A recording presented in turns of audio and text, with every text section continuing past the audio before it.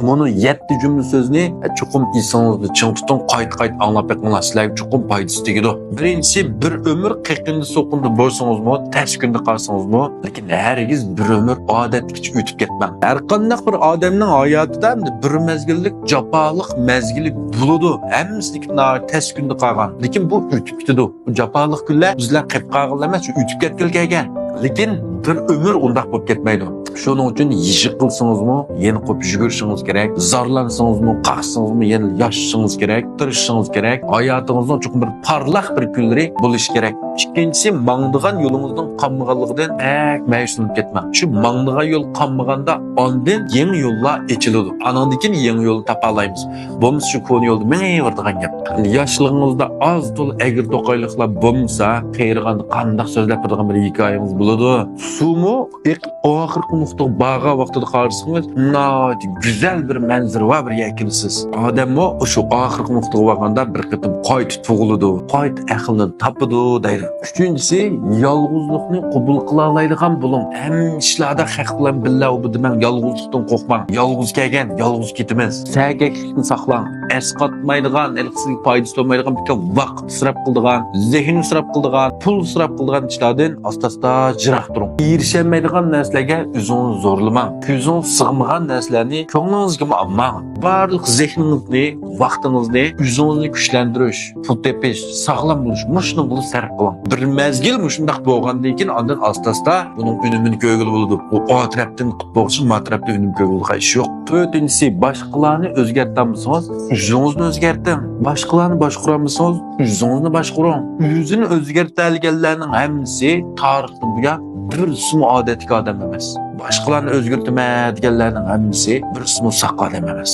Hayotdagi 3 ish: qabul qilish, o'zgarish, voz kechish. Cho'qim siz ba'zi ishlarni qabul qilishingiz kerak. Faqat qabul qilamisingiz, o'zgartishingiz kerak yoki o'zingiz o'zgarishingiz kerak. Buni qonlashtiramisingiz, asta voz kechishingiz kerak. Uningdan boshqa amal yo'q. 5-inchisi, hammamizning hayoti bir jarayon.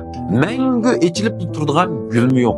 Mangu qiyirmaydigan odam yo'q. Biz shuni bilan birlikda Putilovda marat o'rganmagan. Shuning uchun hammamiz qiyirimiz. Hammamizning yoshlik, o'tir yosh, qiyir vaqtimiz bo'ladi. Hammamiz esa bu hayotga bir mehmon. Hamda mehmon bo'lgandan keyin mehmondek o'tishlik. Bak talashda chiqib ketmayli, bak ko'ngli og'riq qilib ketmayli. Yo'l qo'yg'ida keladi, yo'l qo'yayli. Ko'masga soldigan yer ko'masga solayli. Beka ortiq qishda o'zimizning ko'nglini yaram qilmayli, ochiqlanmayli. Shunami? Hayotda o'limdan boshqasi hammasi kichik ishlar. Hamda bulutni nurg'unlarning kalsidagi g'am için titildaydigan bu ish nima? Pul. Shunami? 100 odamdan so'rasak, shu 90 yoshda deyish mumkin. Shu pul. Pul topsam bo'ladi, jiqaroq pulim bo'lsa bo'ladi, jiq pul topsam bo'ladi. Endi bu pul kamlikdan azoblanayotganlar siz yaxshi ekansiz, pulni topqil bo'ladi. Nurg'un kasal karovatlar va kasalni saqlayolmayotgan, nurg'un 5 a'zoz to'liq emaslar va bu jonni ko'rolmayotgan, go'zal ovozdan o'nglanmayotgan ba'zilarga amal yo'q. Ularga nisbatan nachpul kasal maylidi. Bir umr namrat o'tib ketsinmi, dunyoni ko'rib o'tib ketsam, bir umr namrat o'tib ketsam, shu dunyodagi qushlarning ovozini,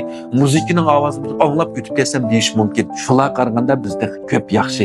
Albatta, hammamizga pul kerak, hammamizga pul topqimiz bor. Lekin oldidan shu pul tepishni o'rganishimiz kerak menimcha. Ondan keyin ko'p topa olamiz. Pulni tushunishimiz kerak. Bo'lmasa shu qariqlarcha tirishib pul topolmayotganda natchimiz bor. Shunami? Endi 7-inchisi, hech kim sizni pokkut aklib bir yaxshi turmushga ega qilib qo'ymaydi. Alovdinning siyirlik chirog'ini surtib baqdi, setib baqdi. Hech nim chiqmaydi ekan buningdan. Hammamiz shu o'zimizga tayinli ekanmiz. Endi ma'lum bir kishilik munosabat, ma'lum bir aloqa sal tiziltidi, sal yaxshilandi. Biroq yana shu o'zimizga bog'liq. Nima emasmi? Endi o'zimizning mustahkam irodasi, ta'lim, tarbiya va fazilatimiz, kishilik munosabatimiz, aql farosatimiz, odimiyligimiz anandikin bizni shu o'rinda dastlab tura olaymizmi, tura olmaymizmi deganlarni shu belgilaydi.